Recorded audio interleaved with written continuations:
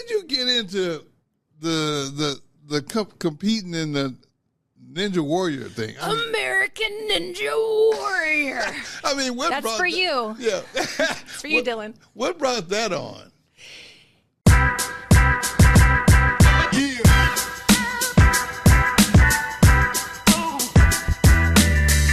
Welcome to the Look Like Somebody podcast. I'm your host, Ricky C. Simmons. You know, I was just sitting here thinking about something very, very important to me, which is I like being around people that actually have a purpose and people that actually put in the work to be positive. So today I got a guest that's very positive and a good friend. So we're going to get right to it. Maggi Thorne, welcome to the show. Let's go. See, I tried to tell you. Ricky C. Simmons. Wait, Maggie, I just want to say thank you first before I forget to say thank you for being a part of this. It means a lot to me. I love what you bring to this. So I want everybody to be excited as well. So thank you. Let's start off with who is Maggi Thorne and where are you from? Well, first of all, thanks for having me. We've sat at a lot of tables together. Correct. And I think about 12 years ago now. Yes, was absolutely. the first table we sat across from each other. But I'm originally from San Diego, and I grew up low-income family household, 2 brothers in and out of jail, high school dropouts. And at an early age, I really didn't have a lot of hope. I hadn't seen it. I didn't know how to engage academically. I didn't play sports at all. I wasn't very engaged in the world except for getting in a lot of trouble. Gotcha. And by the age of 12, I realized, wow, maybe I don't even have a future. And it wasn't until high school that a teacher in PE thought I looked fast. She told the track team, I got a letter in the mail to try out for the track team. Okay. I showed up and the coach said, is there anything you've ever done? Well, I've jumped things. And I didn't know what that was at the time, but I had one positive memory. I didn't have a lot of positive childhood memories, but I did have one with my brothers where I jumped hurdles. Okay. So I told the coach, he set up a couple hurdles and he said, just go.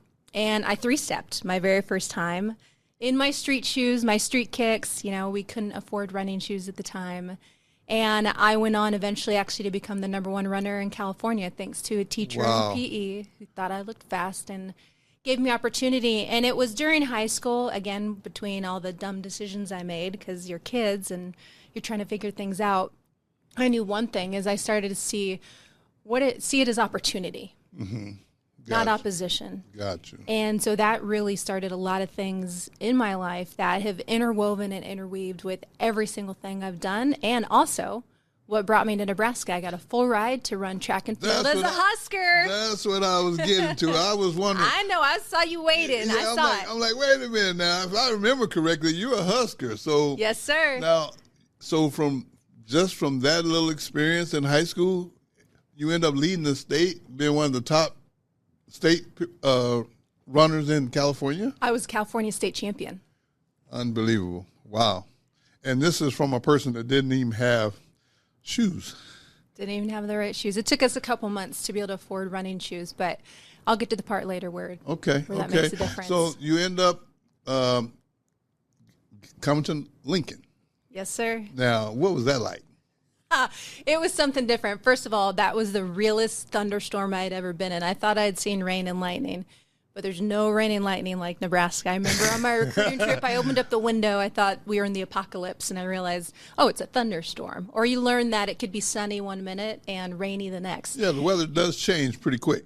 But actually, I remember meeting Dennis LeBlanc, who's still at the Huskers, the athletic department, and he said, hi, how are you? And then he stopped. And that was so new to me because in California, everyone's like, how are you? How are you? And then they keep going. It's a very fast-paced lifestyle. And I'm not saying people in California don't care, but I just hadn't experienced that a lot. Right. And so I saw Dennis really care, the support they had academically, which I knew I was absolutely going to need, not having a strong academic background. And I also realized, where else besides the middle of the country could I try to stay out of trouble? Well, yeah. Nebraska. So I traded the beaches for the cornfields. That had to be quite an adjustment culture-wise, though, didn't it? I mean, because California is known for all the nice weather. You know, it wasn't until my first winter that I realized just how cold it was. I forgot my jacket. I was running a little late for class, and I thought, I'll be fine. I had a T-shirt and some wind pants. I was not fine. I had snot, so sorry, running down my nose. It was also freezing, and it was maybe one of the coldest days of my life where I thought, this is Nebraska. I was actually terrified to drive my first winter, but one of my best friends is Canadian. She's actually an Olympic hurdler, Priscilla Loeb-Schleep. And she just drove me around all winter. And the first time I did try to drive, because I got that California lead foot, I actually slid through an entire intersection. And I was like, nope, Priscilla, you can keep driving my car. I tried. Well, let me ask you this. When you got to Nebraska and you realized that this was not California, then you started to actually compete. Mm-hmm. What was that like for you, competing on the college level? You know, I really had a big ego by that point, truthfully. I had done so well in California and nationally. I wasn't just a top runner in California, but nationally. And any competition I had kind of tried, I did well. I tried the heptathlon in California, and I ended up winning, which raised my recruiting stock. I tried javelin for fun, ended up becoming third in the state. So coming into Nebraska, I really actually thought a lot about myself. And it was such a humbling experience because you don't just have the top runner from California. You have the Canadian national champion and the England national champion, and they're all coming together in Lincoln, Nebraska. Wow. And I actually didn't do very well. I had a really difficult transition, and it was something where working through a lot of things that had happened in California. So my first year, I had to learn to fall in love with track by losing. Because I wouldn't say I was in love with track. I was in love with winning and accomplishment and accolades because I was winning every award, Rock Athlete of the Year, Pepsi Athlete of the Year, etc. And having something that had really become my identity as a teenager, when you started to lose a piece of that and not really having any kind of foundation in your life, that was probably the biggest shock. Academically, I did well. I got very engaged. I joined the Student Athlete Advisory Board. But it was a gift, so I ended up losing my scholarship at Nebraska, and they said, hey, you've got this amount of time left. It's up to you what you want to do. And I decided, you know what, I really want to stay, and that gave me the opportunity to fall in love with track. So as someone who lost their scholarship, I actually came back as the number one sprinter on the team. Wow. But it's because I love the sport. But that shows determination, too, because you could have very easily just walked away, and you didn't. There's only one way to go when you hit bottom, and that's back up. Right. Well, you know, I know for a fact that you have had a lot of success in college, but I want everyone to know because there's a lot more to this story. And I just want to lay this foundation of never giving up. And I think that's one of your taglines, never give up. The tagline. The tagline. The tagline. The tagline, never give up. And I just felt like a president there. Well, every time she says that on social media, I smile because I think that's very important because so many people in our society today, they want to give up when things don't go right. And if you'll just keep listening, you're going to find out why you shouldn't give up or one more reason not to give up because this story is amazing. Now, after you start having success in track, there was something else that came along after college.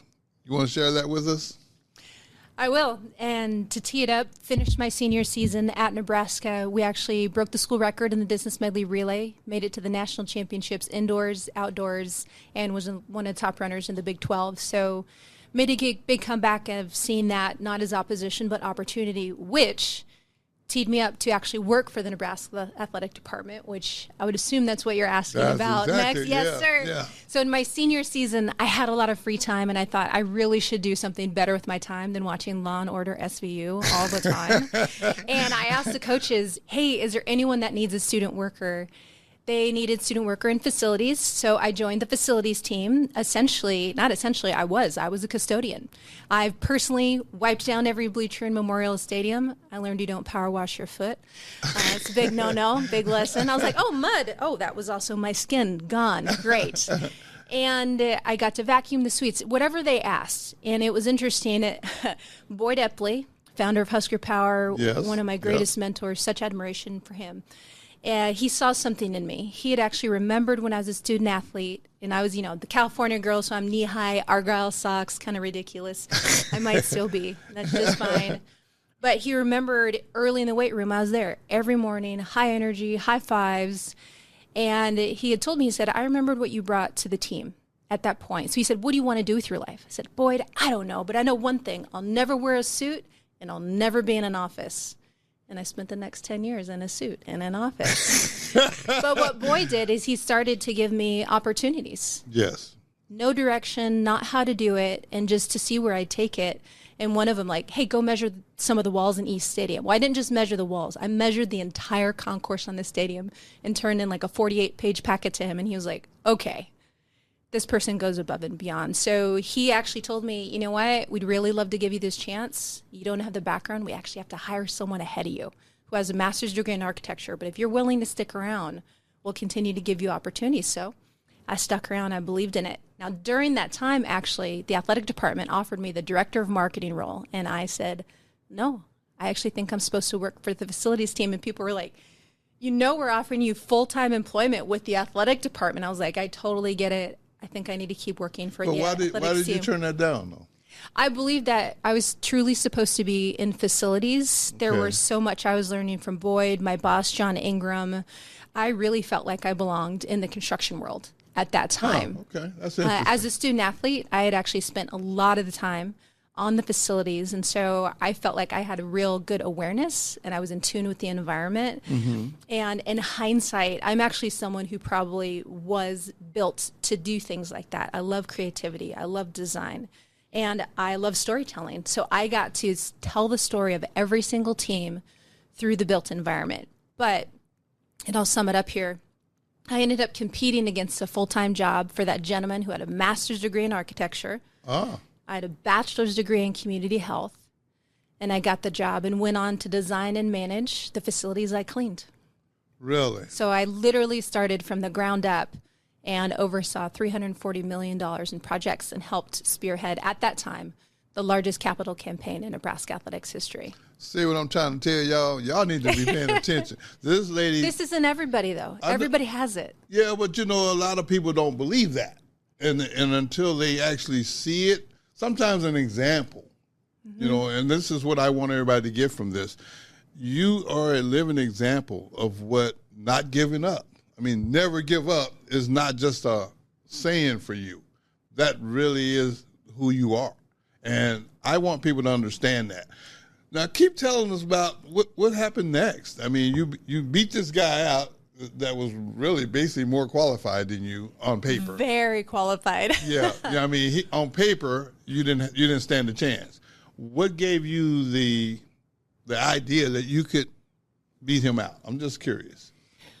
One of the things about me is I will never be outworked. I'm relentless. If there's 3 key words and you said, well, what's one word if you had to summarize yourself? And for me, that's really it. I see life as opportunity. It's not failure, it's falling forward. So everything is an opportunity to learn. And that goes back to, I truly am a student. I just had to figure out the right way or what I'm really curious about or passionate about. And that's something where people have to have that self-discovery for them.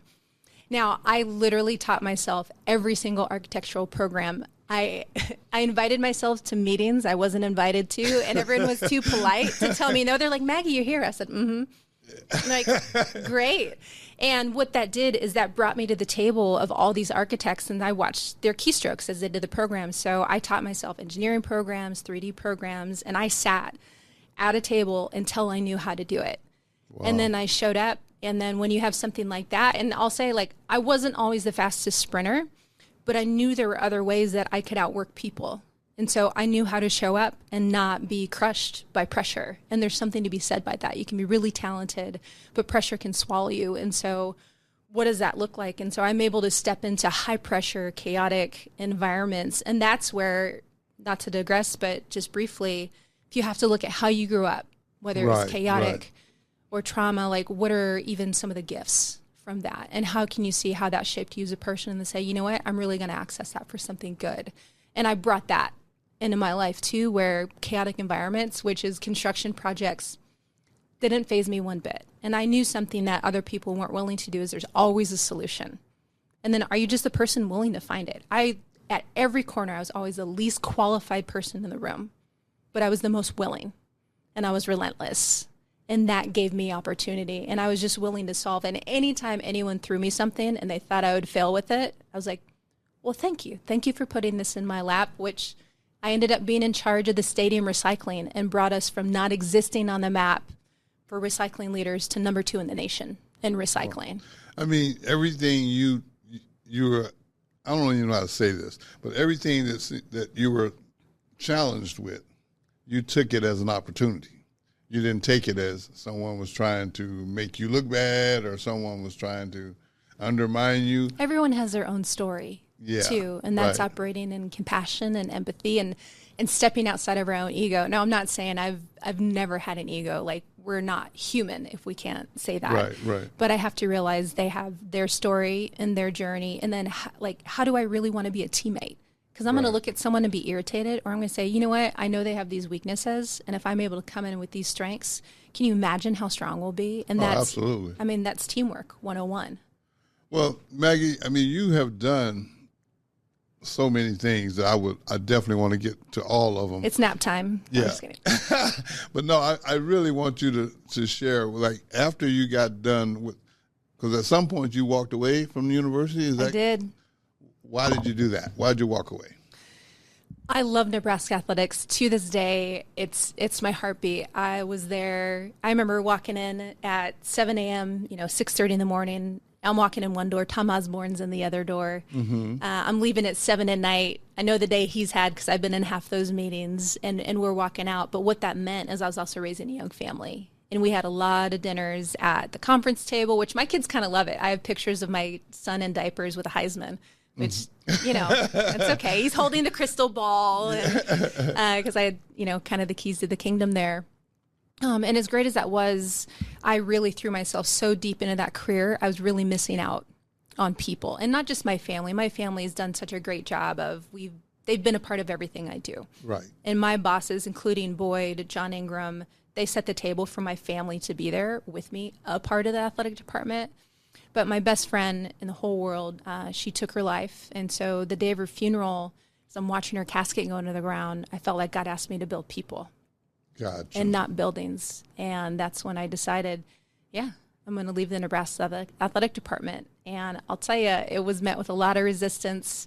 My boss was like, we'll do anything. Will you go halftime? I'm like, gosh, I really appreciate that, but I just don't think I'm supposed to be here anymore. I know I have to go do this journey. And I loved building facilities. To this day, I see a job site and I'm like, oh, cranes, because it just represents progress and someone's idea coming to life, which is beautiful to me. But I knew I had to leave and go out into the unknown. Mm-hmm. And I did. Administrators at the athletic department, they pulled me into their office and they said, you're ruining your life. You'll never be successful again. This is going to leave egg on your face. And I appreciated their concern and their care. But if I really sit back, that's probably their own fears and not mine. Correct. And I do know who I am and what I'm meant to do. And I have my why. And you said a lot of people can't do that. And I think it's because they haven't found their why yet.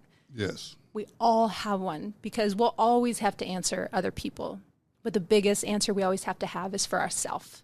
Correct. So can we say yes to ourselves? I totally agree with that. And that's against all odds. And I'll tell you right now, as you look at this story, this has not been butterflies and rainbows. My path is usually like, oh, barbed wire snakes and electrical shock. That's where I should go. Like, I know it's going to be a difficult journey, but I've just seen the other side of it again and again and again. So one, are we willing to enter?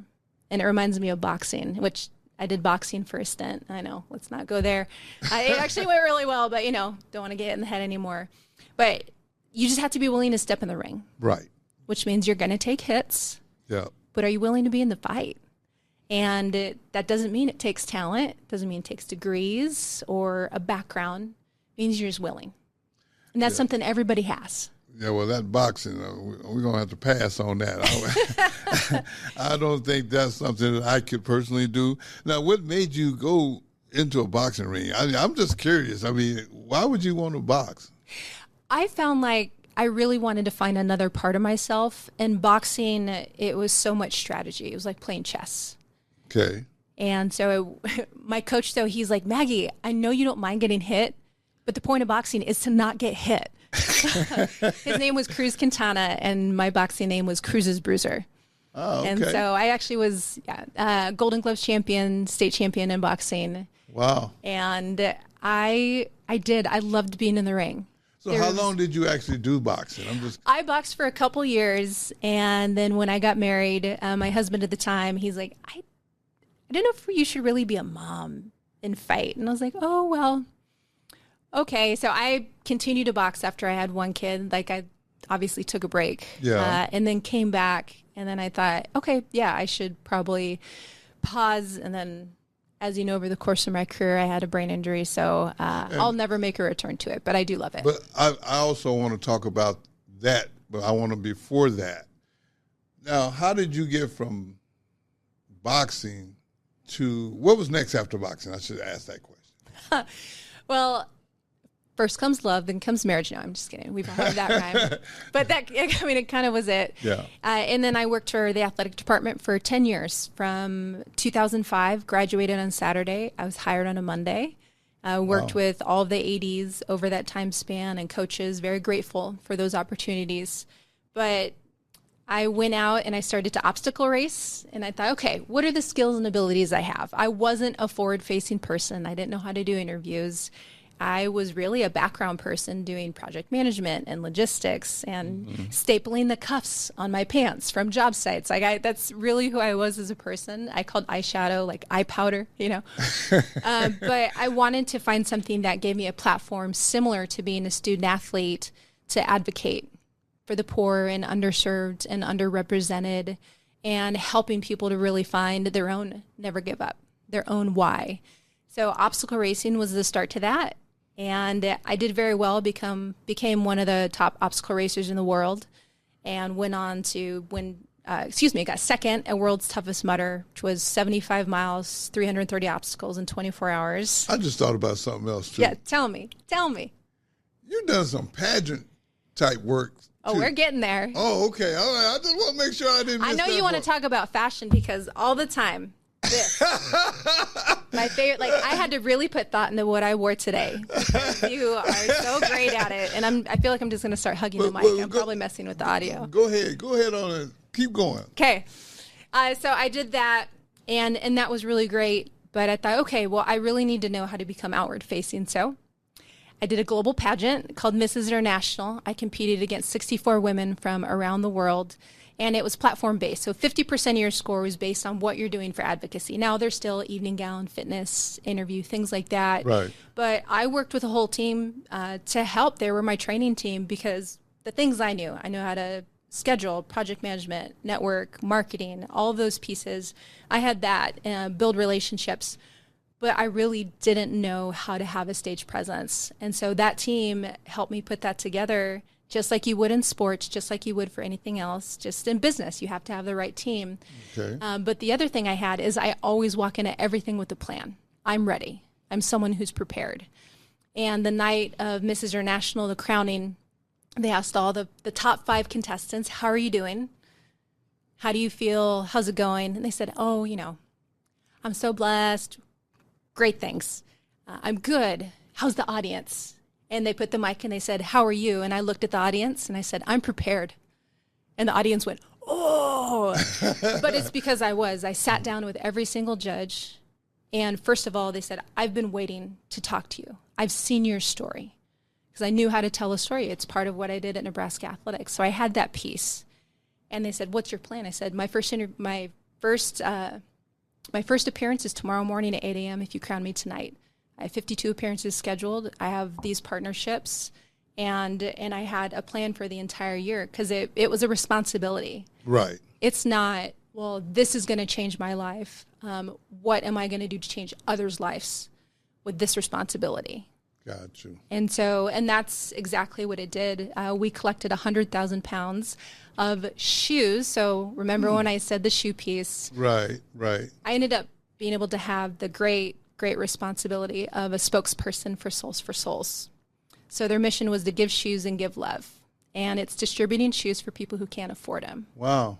Okay. And I remembered that time in high school when I showed up and I couldn't afford a pair of shoes. Wow. So I wanted to take those platforms and have a global impact. And we did. We went to about 8 countries, all across the United States, partnered with NFL teams, any number of the resources I had from my time at athletics. And we made a tremendous impact. So let me make sure I get this in. And too. I did a touchdown dance the night I was crowned too, Ricky. I was just going to say, because if I remember correctly, you won that. I did. You did win that pageant. I did. And it was something that, first of all, the whole journey, people said, you can't race. Queens don't mud race. I said, well, I do. You can't have muscles. You'll never win. You can't have mud on your sash. You can't do this. You can't do that. And I said, well, I disagree. This is who I am, because if I showed up as someone else and won, that would be the greatest loss of my life. Wow. And that was the reason I did a literal touchdown dance the night I won, because I stayed me. And that's a message for every single person, because you can't walk into something in full strength if you show up as someone else. I agree with that. Right? And yes. I mean, I 100% know who you are. Yeah. Be somebody. And that's because everybody's a somebody. Right. Right? But they have to be true to who they are, their why, and themselves. People won't always understand that. From like in your case. But you can show them. You're right. And that's what I was getting to. Even though they might not have believed that you could do these things, you showed them. You didn't go out of your way to show them. You just was being yourself, and they got a chance to see it. I got to tell you, that whole period of my life when I decided I was being called away from Nebraska athletics and to go out on, essentially, I became a professional athlete, not essentially. I became a professional athlete and an international beauty queen in my mid-30s after having 3 kids. And I had no supporters, is what I'd say. Right. No one. Close friends sat down and said, I think you're ruining your life. You shouldn't do this. And I was like, well, I appreciate that, but I believe this is what I'm supposed to do. And on the other side of it now, after all those years where it was a lot of heartache, I said, I see it. Yeah. Gotcha. And then how do I do it? And that belief, that deep belief in you and who you are and what you're meant to do, like that's a forging. You are getting forged in fire. And what happens when something's forged in fire? It works. It's unbreakable. Yep, it works. Right? It definitely works. I want to ask you about this. Now, you done all these things that you've shared with us. How did you get into the competing in the Ninja Warrior thing? American Ninja Warrior. I mean, that's for you. Yeah. It's for you, Dylan. What brought that on? American Ninja Warrior, I was actually roommates with Jesse Graff, who is also one of the top competitors on the show. We were both student athletes at Nebraska. And a lot of people don't actually know that she went on to become a Hollywood stunt woman. She's one of the most famous American Ninja Warriors, and we were roommates. Wow. In college. So I knew she had done this show, and I had someone, hey, you should really do this. It's a great platform opportunity. And I thought, what other platform to have than global visibility with a major network? And so I tried, and I failed miserably. I fell on the first obstacle my very first year. The camera was in my face. They're like, you fell. How does it feel? And I was like, amazing. Great. And then they aired it, and everybody's like, oh, my gosh, like I saw you. You fell. And I'm like, mm-hmm. So it's like there's failure, right? And then there's a global public failure. But the way I responded to it, I found out through all the moments of transparency and failure, it connected with people way more than any success. Right. And so I tried out again for Ninja Warrior, and they actually rejected me. And I tried out again, and they rejected me. I tried out again, and they rejected me. I was a half a decade in, and people were like, they clearly don't want you. You shouldn't do this. You're wasting your time. You're wasting resources. And again, I said, I appreciate it. I believe I'm meant to do this. And it was in my 5th season, I came back as one of the top competitors on the show, and then went on to have success for 10 years with the show. A little break there for the brain injury. But it opened opportunities that I couldn't have ever expected to have impact for the underserved, the underrepresented, and this chance for advocacy that is really my heart's desire to serve. You got to tell us about the TBI. You got to tell us. How did that... TBI is a traumatic brain injury. Is that correct? That's correct. Okay. Yes, sir. How did that happen? It happened on the show. You can YouTube it. I was doing an obstacle that was a balanced obstacle, and it was meant for the padding on it. It wasn't actually padding. It was just a wrap meant for traction. And what it was a steel beam. And so when I tripped and they were on springs, like those things you see in a playground that, you know, look like they're going to snap out of the ground, it was literally that kind of spring. And I tripped and I fell and it smacked my face. The equivalence that the doctors had, it's like being in a car accident without an airbag, or if you're in a bike accident without a helmet. And I went to first of all, the doctors on set said, "You're fine." Thankfully, another doctor who was a competitor saw me sitting off to the side on a curb. And this is where a lot of people don't know anything, even hospitals, honestly, about brain injuries. She saw me and she's like, "I don't think you're okay." She told the medical team. They sent me to the ER in Oklahoma. ER team in Oklahoma said, "You're fine." Someone else had to drive me back to Nebraska. One of my friends, a couple of days later, came to check on me. I was just sitting in the dark in my living room. And she said, "I don't think Maggie's okay." So I had someone else advocate for me, got me into the hospital at Madonna. And that's when, this is like almost a month later, they said, "Yeah, you have a traumatic brain injury." And that was through 2 medical teams, a hospital team, and friends who just really cared and were checking on me and said, I don't think you're doing okay. And then thankfully, one of the doctors was a Husker fan. He's like, "Okay, we're going to get you into Madonna," because it was going to be like a 2-month wait. I was so miserable. I was hardly able to function at that time. And initially they said, "Okay, a 2-month recovery," the Madonna staff. Wow. 2 months. I think it went a little longer than that. 2 months turned into 1 year. So I spent a year an outpatient, 20 hours a week with 6 different specialists. If I remember correctly, please correct me if I'm wrong, but you were having trouble with your vision. Can you explain that part? So the doctors that I saw were PT, OT, I had the regular physician. I ended up needing counseling because at first I was like, "No, I'm fine." And then they're like, "Oh yeah, you need help." And I was like, yes, I do. Because it's a difficult experience. And then I also had vision that helped be a part of that team, and then speech and cognitive, because I was starting to have a stutter. I was slurring my speech. My body shifted 6 inches. I couldn't turn my head. I almost bit through my tongue. I did find out if I had hit my nose just a little differently, I could have ended up with a nose job. I'm just sorry. It's a joke there. But ultimately, I was very fortunate, but I did lose the feeling in the right side of my body for 6 months. And it was about 4 months in that I went blind. And that's the vision piece. My eyes stopped communicating with each other. And then what would happen when I'd work with my vision specialist, it would shut down. Like my body would go into a trauma response to protect itself. And so I would just start to go blind the more aggressive they got. So the whole team at Madonna had to create a very strategic plan. Now, here's what was difficult. Their baseline, they're like, "Oh my gosh, your baseline's great." And I had trouble communicating to them, "This isn't my baseline." So they're measuring me based off of a general population and not necessarily a professional athlete.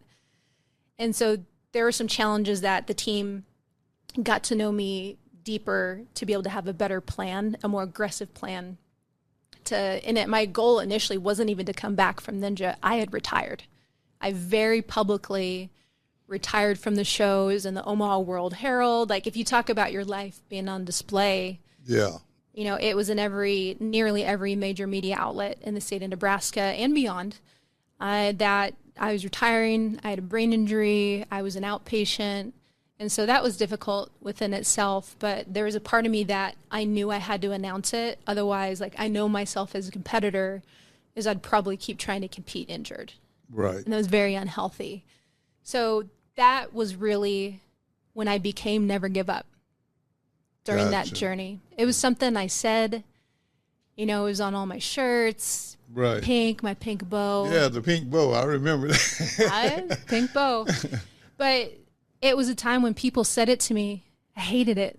I couldn't hear one person say never give up. And they said, "You're so positive. You've got this. Don't worry." And it was also a time when people wouldn't let me be weak.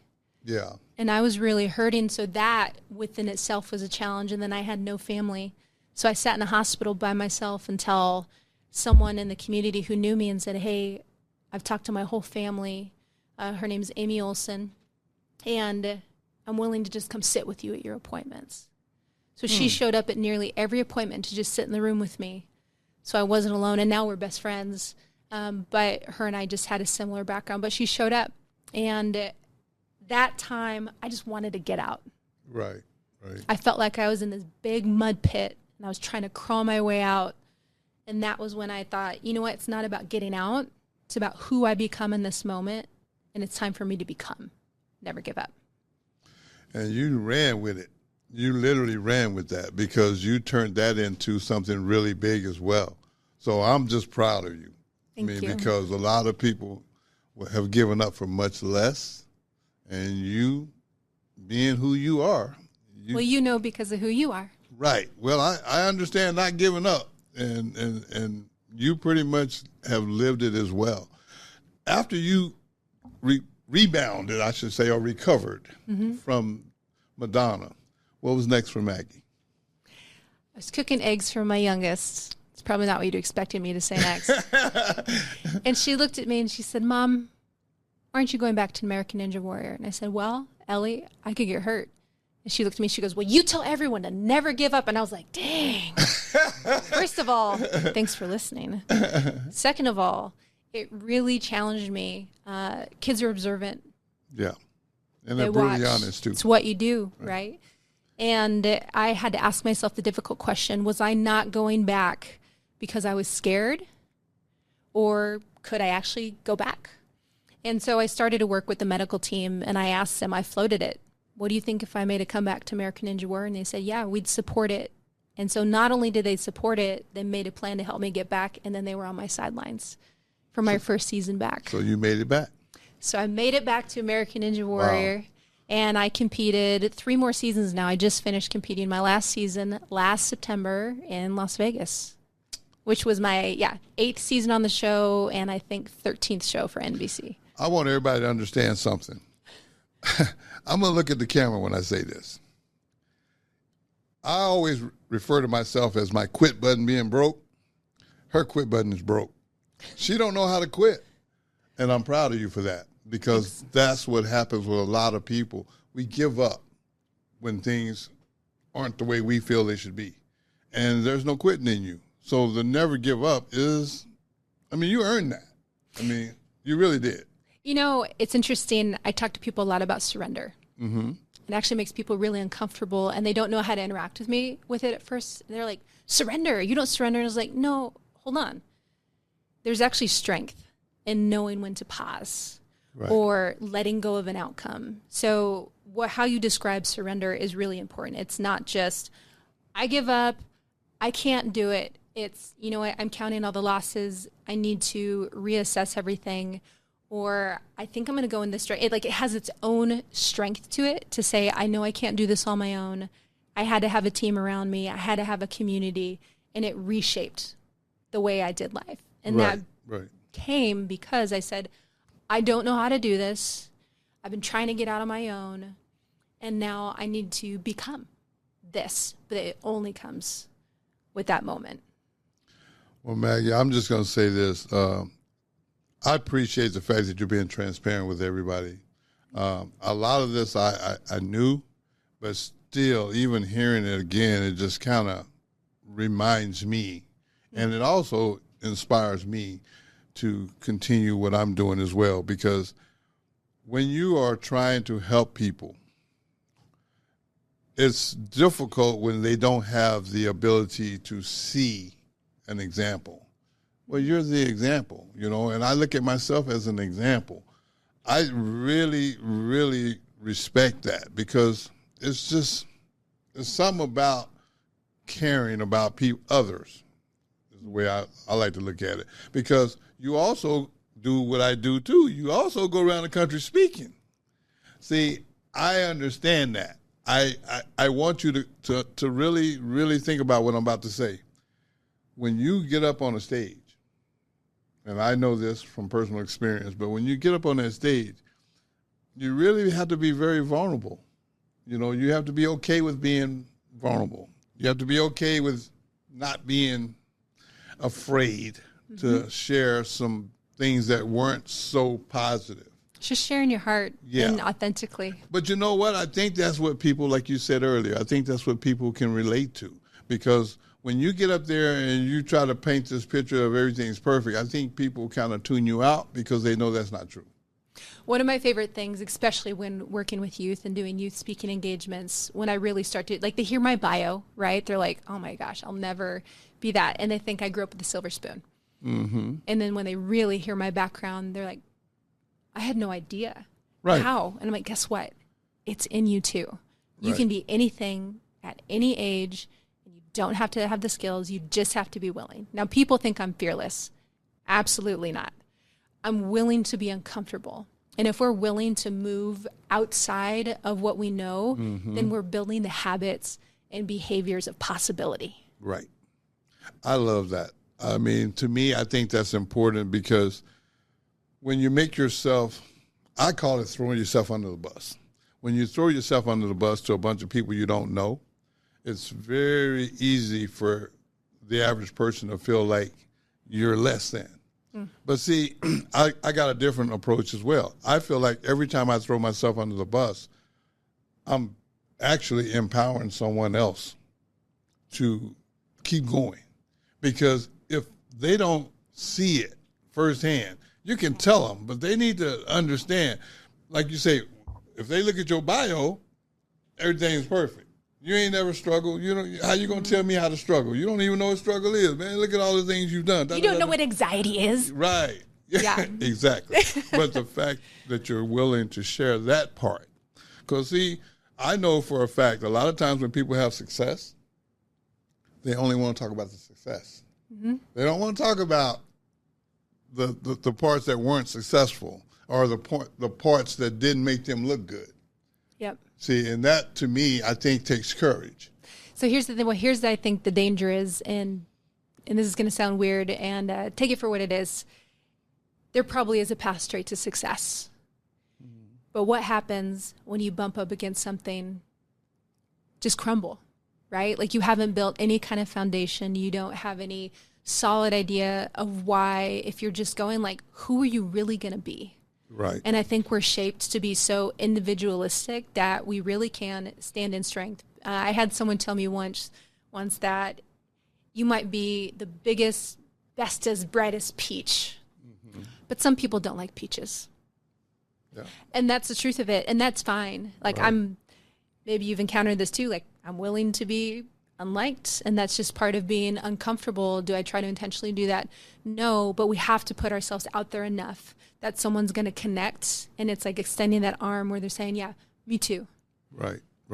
Well, I have to admit, I love me some me, so I don't go out of my way to make people not like me, but I sleep real well when they don't like me. I like it. You know what I mean? I mean, I'm not trying to be funny or nothing, but ideally it would be great if everybody did like you. Peace in the presence of yourself. Right. But, I mean, I say these things, and my business partner, Kim, she always makes fun of me when I use them, but they're Rickyisms. You know, I love me some me, and I think that's where it starts. If I don't love me, why should anyone else love me? Mm-hmm. So when I love myself, then it gives me the motivation that I need, because I'm always focused on lifting everybody else up. But I'm human also. So a lot of times I have to lift myself up in the process. And that's what I see when I listen to your story. You had so many chances to just say, forget it. And I want to be very clear. It's not like I've never bumped up against that. Like I want to very clearly say that. But the only way out is through. We have to encounter those difficult questions. And if you've ever seen like a tree in a desert, right?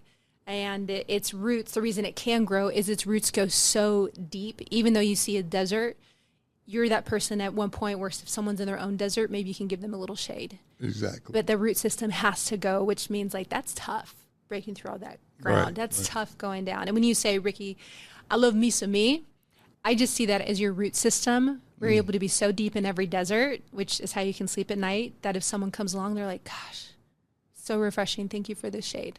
Right. Right. Thank you. And that's the plan. I mean, it's not real rocket science. It's just I have a desire that I want to help people. I am willing to travel all over this country to do that, even to room full of strangers just like yourself. I mean, it's all about helping people because at the end of the day, Father Time is undefeated. We all have to leave here. So I would like to put some good on the end of all this train wreck I created, if that makes sense. So, yes, I've made so many mistakes. I mean, and I make jokes about it, but I'm not playing. I literally have a PhD in making mistakes. I mastered it. I got it. I'm just going to call you Dr. Simmons. But hey, I actually know about making mistakes. I've made enough for everybody that I know. But the point is, whatever little time, I always say it like this. Like you're born, you have a born date, and then there's a dash, and then there's a date that you die. Well, that dash, I messed up a large part of that dash. But whatever time is left on that dash, I want to put some good on it. Yeah. Well, and like right now, part of my hope is no matter what I do, I get to equip, empower, encourage people. Right. And you talked about just being on your path and what that looks like. Right. And that has shaped these other pockets of my life that I've done. So yeah, now I've done American Ninja Warrior for 8 seasons. I will say the last time I did it in Vegas, I was very aware. I was like, I think I just want to have tea and watch a movie. Like I'm coming on the other side of being an athlete. Now I still have a competitive spirit, but if I can still help be a part of the world in this point where I'm creating these touch points, especially with youth and bridging the gap, right. like that is of vital importance to me. And I mean, even considering endeavors I'm a part of, like, I was a part of a nonprofit for a while. Now I've linked up at careerpathway.com, but I want to make sure that those youth have that point in them where they're able to say, yeah, I really, first of all, can they see a future? They have to have hope. Right. And they have to see someone who just made it on the other side, someone like them, and be like, hey, I'm not too different. I was underqualified. I had no resources, no skills. I didn't have the degree. Like, I just had to start from scratch at everything. Right. And I'm so thankful. I can't tell you how thankful I am to have worked from the ground up, literally at every endeavor I've done, because like there's something more beautiful on the other side of it, and that's cultivation. Well, right? I tell you what, you and I got to mention your daughter, your oldest daughter. She is killing it on that track. I just want to give her some props. You know who's killing it now is my son. Your son's killing it too now? Yeah. He just broke a bunch of records for Lincoln Southeast High School. He's running big boy times, as one of the coaches said. Like, okay. Now you're running big boy times. He went through a growth spurt. He's 6'2", like became a man overnight. And I was like, oh, buddy, look, it's happening. He's like, stop. He spent so many years like shaving it, trying to force hairs to grow, and now it's happening. But he just decided to care. I'll say, like, he was a scraggly kid. 2 years ago, he didn't even make it to the state championships. He was kind of okay. He's improved all his times by 7 seconds, 8 seconds. Wow. Has now become one of the top runners in the state of Nebraska, and now actually one of the top runners in the country. That's what's up. That's what I'm talking about. And it's right because there. he decided, though. Yeah, he had to make a choice. He had to make a choice, and it's one that I love that my kids do sports. I'm very grateful they're engaged, but I always tell them, I'm like, I can't choose this for you. Right. If you decide to get serious, then we're going to have some different conversations, and I can help you. But until that point, I'm not going to speak that into your life. Like, I'll speak belief, what's possible, but you're going to have to decide what kind of practices, what kind of recovery, like what you want life to look like. I got to say this, though. They got a great role model. I appreciate Yeah, that. they do. They have a great role model. And like I said, we've been friends for a long time, and you've been very supportive of all my things, and I really appreciate it. Team Ricky. But no, I really appreciate that because you know this as well as I do. When you're doing what we do, everybody's not cheering for you. And, but they're always watching. Oh, they're watching, and that's the part that, I don't know, I choose words that probably aren't the best, but, like you said, I make choices for me that motivate me. And a lot of times I call these people that don't support you, I call them haters. I mean, because I'm really not doing anything to hurt you. I'm just trying to help people. And if that irritates a person, I don't know how else to look at that. Maybe there's a different way. Maybe you can help me with that. I can help you with it. Okay. I really, first of all, if someone's vocal I appreciate it. They're putting time, attention, and energy, even if it's not positive, right? And it's not that I'm ignoring it, but I will always thank someone for their time. I'm like, you know what? I appreciate your opinion. So I want to enter the world with gratitude. I'm not saying this is always the right way. I'm not saying to operate in naivety. Okay. Thank you. Okay. Denial. I went to school, I promise. Yeah, well, denial, we're not talking about that river in Egypt either. We're talking about denial. You just don't want to admit to stuff. I got you. Go ahead. But is understanding that they have a story too. And so Right. if I truly am someone who wants to share stories and I value someone's story, that means that their story doesn't have to be like mine, because I don't know how that's going to shape up in their life. Right. This part of their life where they're, a hater or they bump up against you, honestly, something probably is trying to happen in them. They're probably about to emerge to their own breakthrough. It's just whether or not they want to. Right. Because what that represents is conviction. And it usually angers like misrepresented and misguided passion and compassion, and they just haven't had someone show them yet. I have absolutely seen time and time again, even when people were like angry or critical, or they're like, wow, I really had the wrong opinion of you. And I was like, well, first of all, thanks for sharing. And I totally understand. Right. Like, well, tell me more. And where they're like, whoa, you're not meeting me back with tension and Right. hate. I really want to operate in unity, which means, again, you have to be willing to take punches. All these athletic endeavors that I've done, it wasn't just to show up as an athlete. I really wanted to find out who I was as a person, and could I just continually for the rest of my life put one foot in front of the other and see where it takes me. Well, that's, and I'm speaking for Ricky now. That is great advice. It's not always easy. Yep. Yeah. Thank goodness it's not. Yeah, it's not always easy to do these things. But one thing I will say about it, if you keep putting that one foot in front of the next, it will get easier, because at some point I don't know, I guess I'm going to say it like this. I think I'm going to have to find some new haters because my old ones going to turn into fans. Good high five again. Yeah. So my point is, whatever motivates you, on the serious side, whatever motivates you, look at that as motivation. And find your truest self. Yes, right. I mean, don't wait on someone else to show you how. I mean, yes, I learn from other people. I admire people that, like yourself, that don't give up. I get that. But I want everybody to understand that this thing called life, we only get one. So we got to make the most of it. And I just think that sometimes we give up too easy. I think we give up too easy, and we've become a very self-centered culture where people are like, you deserve. And I'm like, hold on, chill out. Right. There's more than one person to the story. Right. And we're not developing patience, kindness, all the things, goodness, self-control. But if we can leave room for other people, right, like that's a great act of service. And that means, again, another layer of willing to be uncomfortable. But I think people really have to dive into who am I, why am I, but only they can find it. Yes. And then we can help be a guide or a compass if they have questions. I try to really leave myself very open to an extent of the questions that people have. Right. And whenever I do my Q&A, and I'd imagine you're the same way for speaking engagements, I'm like, first of all, ask me anything. Right. Actually, before that, my favorite food is gummy bears. And second, my outfit is from TJ Maxx. Now we can go on. That's how I start. I think I start with, I suffer from a disease. Before we start this Q&A session, I do want to let everybody know I suffer from a disease called high self-esteem. So there's no question you can ask me that'll hurt my feelings. There you go. And basically I want to put everybody, make them laugh a little bit, and also make them feel comfortable with any question, because some people won't ask questions because they think they're stupid questions. Yep. And there's no stupid questions. We haven't gotten out of the grade school habits. Right. Yep. And plus, who wants to look stupid in front of their peers? Well, I mean, with the exception of Maggi Thorne, but most people are like, man, I don't want to ask that question. And I've had people, and you probably have had the same thing.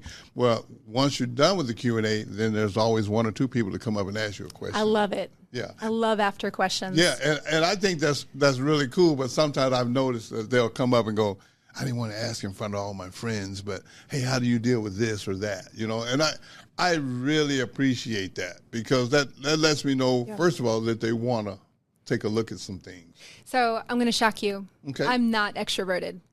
What? No. Well, it's actually called an ambivert or omnivert.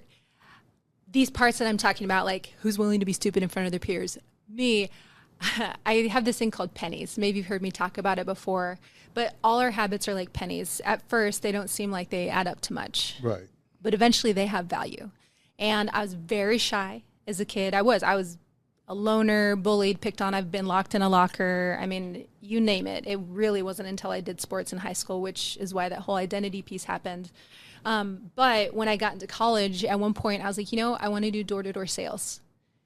And it's because I really wanted to be outside my comfort zone. I wanted to find another part of myself. And so it's just, are you willing to be uncomfortable? So I make a personal challenge for myself when I walk in a room. I always want to find my who's one person at a minimum I can really impact today. And then 2, what can I do to be uncomfortable? And so I usually just go to a table and I'm like, hi, can I sit here? How are you? How's everybody? Have you watched the movie Twilight? Are you Team Edward or Jacob? You just walk in a room and people are like, what? This girl's talking, and so I always tell everybody, just say an uncomfortable question and you'll see how people just start to break down. And so then you've started your path, right? And it's a small habit. Maggie, I'm just sitting there thinking, I really believe that today we have helped some people, I hope so. And I know that that's your goal and it's definitely my goal. But again, I got to say thank you. I have to say thank you for taking time out of your busy schedule to you come do this, because everybody's got stuff going on. And but every time, this is a compliment, so please get this. Every time I've asked you to do something, you've always done it. Okay. And that means something to me, and I just want you to know that I appreciate that, because people are real quick to tell you, when is that? You go, well, it's such and such time. Oh, man, I would love to, but I've never got that answer from you. So I just want to say thank you for that. And everybody that's tuning in, I would like for you guys to please subscribe to this. This podcast is about helping people. We want to help people, and we're going to make ourselves vulnerable just to help others. And I'm going to be looking for more guests like this. It'll be hard to top Maggie, but I'm going to go out and I'm going to try. I know. I heard you just said on the first couple episodes, they're pretty cool people. I don't know. But Maggie, you always come through for me. So it's going to be hard to top her. I'm going to try my best to bring you guys good guests, but I do need you guys to subscribe to this. Tune in, subscribe, and get your Ricky-isms. Get your Ricky-isms. Well, we're going to wrap this up again. I want to say thank you again. And thank you. I wrap up my shows the same way every week. Every day you blessed to see is just another day in paradise. And you got to look like somebody. You got to do that for yourself. See y'all next time.